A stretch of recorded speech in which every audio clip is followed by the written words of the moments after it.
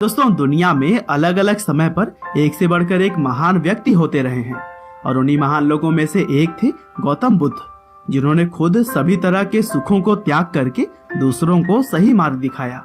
और अगर यह कहें कि अपने महान विचारों के दम पर उन्होंने दुनिया में कई सारे अच्छे परिवर्तन लाए, तो यह भी कोई गलत नहीं होगा। गौतम बुद्ध ने हमेशा ही सत्य और अहिंसा को अपने जीवन का मुख्य आधार माना और उन्होंने दूसरों को भी इसी रास्ते पर ही चलने के लिए प्रेरित किया।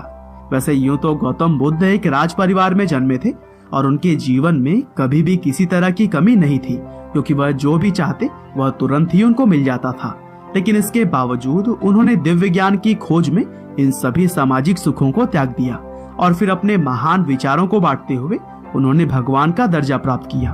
तो चलिए दोस्तों, आज की इस वीडियो में हम जानते हैं महात्मा बुद्ध की पूरी कहानी। तो दोस्तों, इस कहानी की शुरुआत होती है करीब 563 ईसा पूर्व से, जब कपिलवस्तु के पास लुम्बिनी नेपाल में गौतम बुद्ध का जन्म हुआ था। उनके बचपन का नाम सिद्धार्थ गौतम है और वह राजा शुद्धोधन और महारानी महामाया देवी के घर में पैदा हुए थे। दरअसल उस समय की परंपरा थी कि जब भी बच्चों का जन्म करीब होता था तब महिला अपने मायके आ जाती थी। लेकिन जब महारानी अपने मायके कपिलवस्तु आ ही रही थी, तभी रास्ते में ही गौतम बुद्ध के जन्म का समय आ गया और इसीलिए लुम्बिनी नेपाल में एक पेड़ के नीचे ही गौतम बुद्ध पैदा हो गए। हालांकि जन्म के 7 दिन बाद उनके माँ की मृत्यु हो गई थी।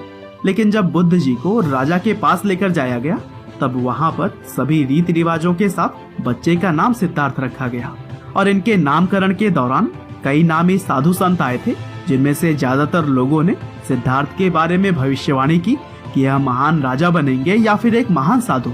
और फिर माँ की मृत्यु के बाद से सिद्धार्थ का पालन पोषण उनकी मौसी महाप्रजापति गौतम ने की। और दोस्तों, सिद्धार्थ के पिता उनको बचपन से ही एक महान राजा बनाना चाहते थे और इसीलिए उन्होंने सिद्धार्थ को धार्मिक ज्ञान से बचपन में दूर ही रखा।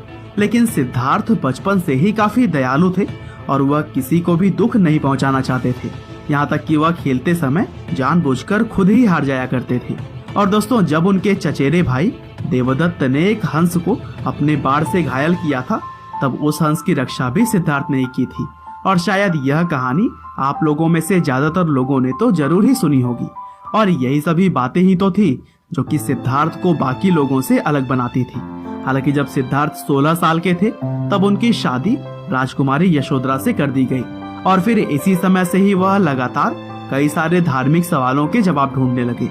और फिर अपने युवावस्था में जब वह बाहर निकलकर जनता के बीच गए, तब अपनी इस यात्रा में उन्होंने बीमारी, बुढ़ापा और सांसारिक दुखों की तरह ही बहुत सारी ऐसी बातें जानी जिसके बारे में उन्हें पहले कभी भी पता नहीं था।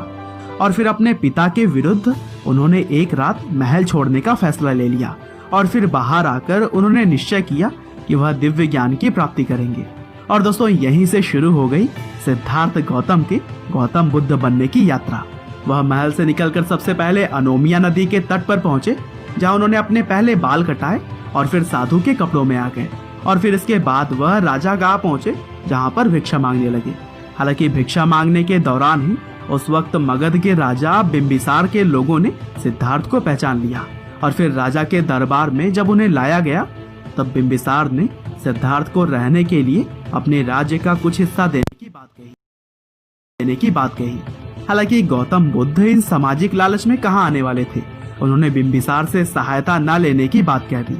और फिर वहां से निकलने के बाद गौतम बुद्ध जाने माने योग और मेडिटेशन के 2 टीचर से शिक्षा प्राप्त की और फिर काफी सालों तक कठोर तपस्या करने के बाद उन्होंने सही तरीके से ध्यान लगाना शुरू कर दिया। और फिर बोधगया पहुंचकर एक पीपल के पेड़ के नीचे बैठ लगातार 49 दिनों तक जब उन्होंने ध्यान लगाया, तब उन्हें दिव्य ज्ञान की प्राप्ति हुई। और ऐसा अनुमान लगाया जाता है कि उस समय गौतम बुद्ध की उम्र 35 साल थी और फिर इसके बाद से ही 80 साल की उम्र तक वह प्रचार प्रसार करने में लगे रहे।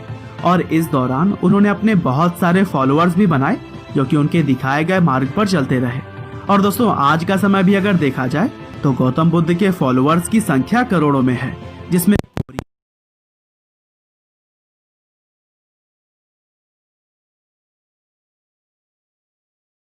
बहुत सारे लोग आपको देखने को मिल जाएंगे।